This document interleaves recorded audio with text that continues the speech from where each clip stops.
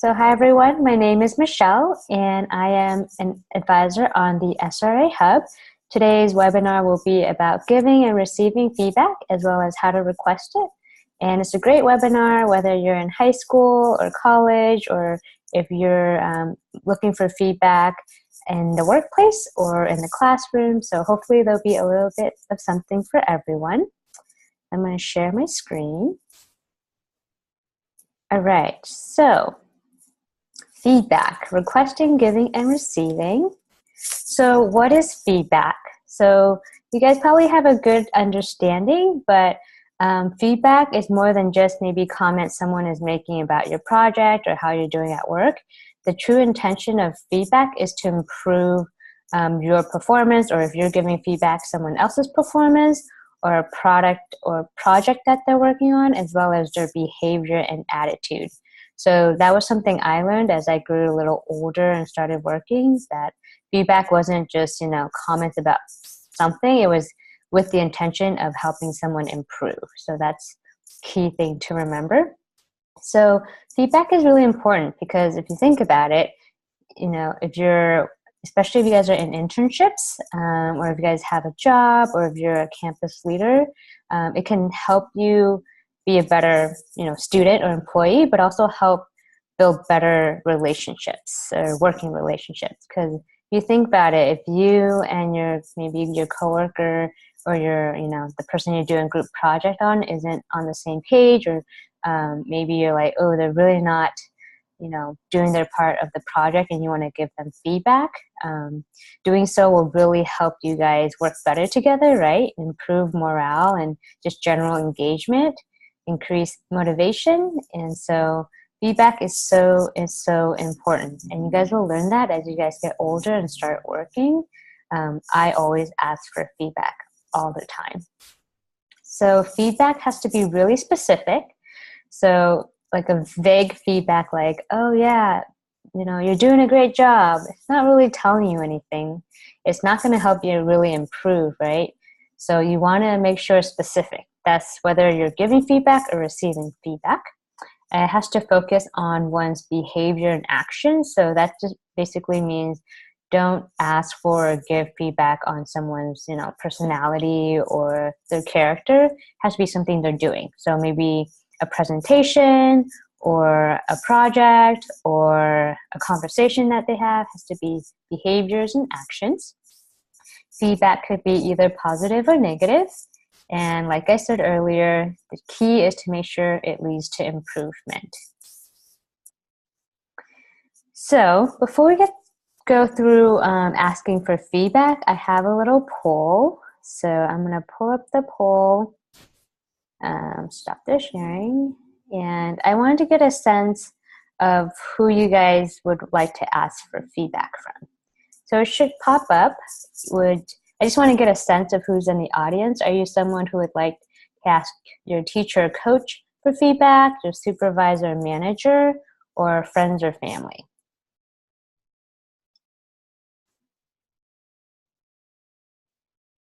Okay, cool. It looks like a little bit of everything, mostly from your supervisor or your manager, which it makes sense. Okay, great. Thank you guys. That was really helpful. Let's go back to the presentation. Okay, so if you're asking for feedback, so either from your teacher, even from your sister or your brother or your significant other, make sure it's a good time for them, because in order to get good feedback, you want to make sure that person isn't, stressed out, or they're not in the middle of working, or they're not going through something at home. So make sure it's a good time for that person. And a lot of people don't know this, but you don't actually have to wait until a formal sit-down meeting or a performance review to ask for feedback. So if you guys are in an internship or a job and you want to ask your supervisor or your manager for feedback, it doesn't have to be at your, weekly check-ins or your, end of the summer performance review. It can happen, during a lunch break, or maybe you guys are taking a walk to get lunch together. It could be a casual setting like that.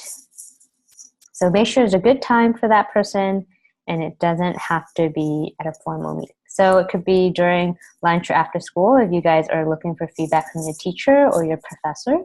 If it's the professor, you can ask them during office hours, especially if you're maybe doing research for them, to get feedback on how you're doing there.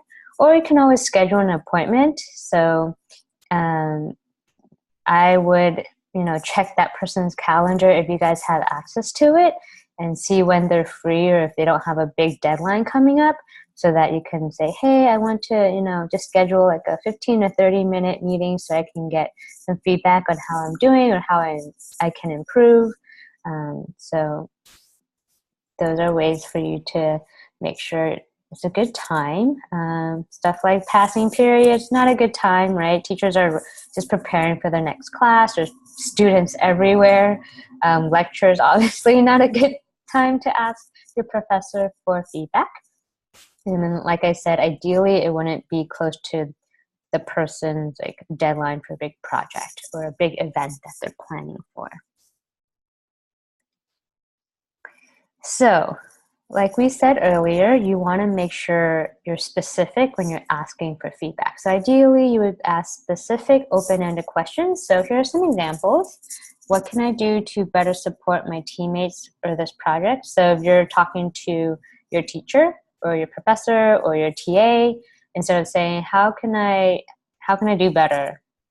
That doesn't really give them much to go on, because the more specific the question that you ask, the more specific the feedback they can give you, right? So that's just only going to be more helpful for you. So my tip is to kind of jot down some questions before you meet with them so you're prepared. Some other example is, instead of saying, how can I write a better essay? You can say, how can I approach this essay to more directly answer the prompt? Or how can I edit this essay so the flow of it is better? And another example is, what worked and didn't work during my presentation on women in technology? Instead of saying, oh, what'd you think of my presentation? To just ask what worked, what didn't. And instead of asking your teacher, hey, how should I study for that test on mitosis? Be specific. Say, what are those 3 things that I can maybe focus on for the test? So the more specific, the better the feedback that you'll get. So if you're in a position where you will, someone's asking you for feedback, this is a really cool acronym, SBI. So situation, behavior, and impact. So maybe you're working on a group project, someone asked you for feedback, or your coworker just gave a presentation in front of everyone in the company, and it was their first big presentation and they want feedback. This is how you can structure it. So you first want to think about the situation. So when I say situation, it just means basically, where did that behavior or that project or that performance happen? So where and when. So was it yesterday's meeting? Was it the assignment that we had on, in our ethnic studies class? What was the situation? And then the behavior, you want to describe the specific behavior. You want to stick to facts and avoid opinions and judgments. So back to the presentation example, instead of saying like, oh, you were just bad, you want to say, the way you were speaking to the audience, it could have been you could have projected more so that your volume was louder so everyone in the room could hear you. That's about someone's specific behavior versus about them personally. And you want to talk about the impact. So what was the result of that behavior? Like, because you didn't speak loud enough, not everyone in the room could hear you. I noticed some people started having side conversations. So situation, behavior, and impact. So this is an example of, you did a great job. That's not very specific, doesn't show any kind of impact or what kind of behavior this person is talking about. So if you were to give your colleague feedback on the presentation, you can say, your choice of slides in the presentation to our partners at yesterday's meeting showed the impact of our services. This is really going to help our team meet the goal of increasing sales for the next quarter. How did you find the data that you incorporated? So do we know the situation? Yes, it was at yesterday's meeting, right? To our partners. What was the behavior? It was the choice of slides that they chose. And the impact was like, yeah, this is really going to help our team meet the goal of increasing sales. So it had all the S and the B and the I. These are some extra tips when you're giving feedback to somebody. Make sure to also listen to the other person's point of view. It's really important when you're giving feedback to not just talk at them, but also have a conversation. So maybe your interpretation of the behavior wasn't correct, and you want to give them the space to kind of speak and explain their side. Pay attention to your body language, their body language, your tone of voice, their tone of voice. Because if you start noticing that person is getting defensive, or maybe they're feeling really uncomfortable by the way they're sitting or standing, it'll kind of hint to you how you can better deliver your feedback. And give the feedback in a timely manner. So with the presentation example, you probably want to do it within a couple of days, at most a week. It wouldn't be very helpful to that person if you gave that feedback maybe half a year later, when they probably had other presentations that they could have prepared better for. And that way it's fresh in your mind and fresh in their minds. And the final part of our webinar is about giving feedback. Receiving feedback. So the acronym is AAMR. So let's say you're with your supervisor. It's the end of the year and maybe your internship is ending. And they're like, hey, we want to schedule this meeting so that we can give you our feedback. So you're sitting at the table and they're giving feedback. So you want to acknowledge what they said. So you can nod your head. You can say, yes, okay, I hear you. You want to accept the feedback, meaning you want to listen and say, okay, and be respectful of what they're saying. Accepting feedback doesn't mean you have to agree with it. So acknowledge what was being said, accept the feedback, and then once you get the feedback, you want to make a plan to address the situation or behavior. So basically, how are you going to improve? You want to recommit to improving to the behavior, because it doesn't, once you get feedback and then, you leave that office and you're like, okay, I'm going to work on my public speaking skills. Or when I'm working with different clients or customers, I'm going to, make more eye contact or be friendlier or watch my body language. So you can make a plan, but you got to revisit every time to make sure that you're constantly improving.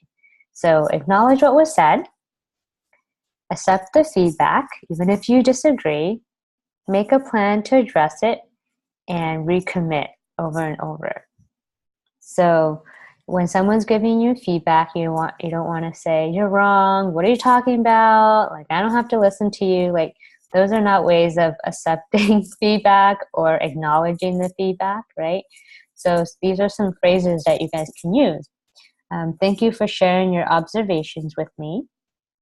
To better understand your feedback, can you give me some specific examples? So that second sentence is really helpful when you disagree with maybe what they're saying. So maybe they say, hey, you got to work on your writing skills. And you're like, no, I think my writing skills are awesome. So if you disagree, that's a really great phrase to say, hey, can you give me some specific examples?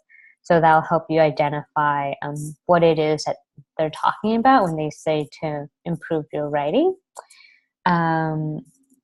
What I'm hearing is blank. Is that correct?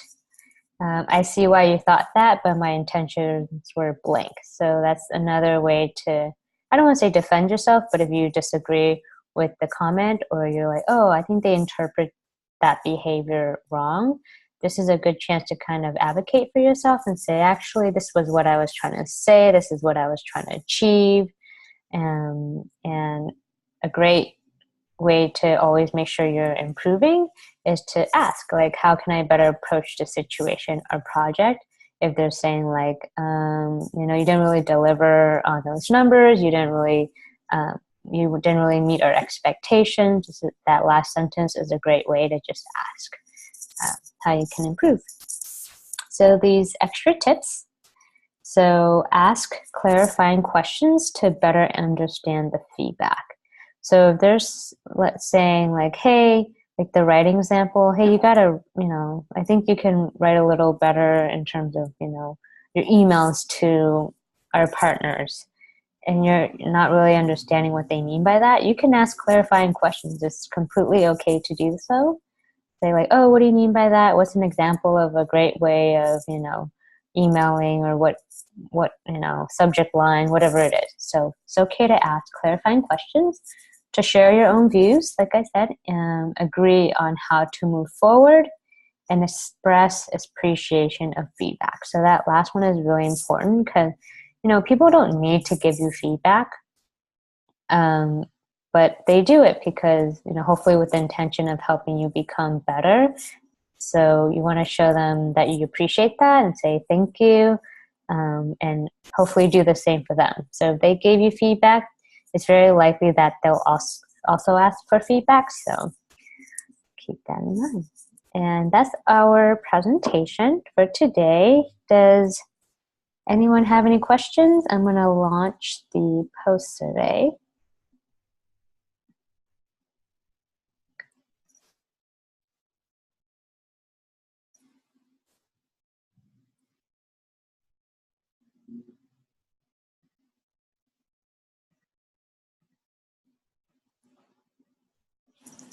Give you guys some time.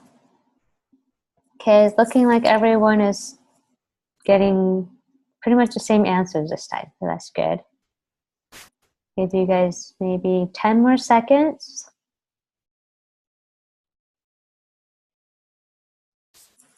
Okay, thank you. So just so you guys know, for number one, the answer is false. You don't have to wait until a formal meeting to ask for feedback. And number two, SIB stands for situation, behavior, and impact. So thanks, guys. It doesn't look like we have any questions, but if you guys do, feel free to always email us on the SRA Hub, and we'll be happy to help you guys out. Have a good night. Bye, guys.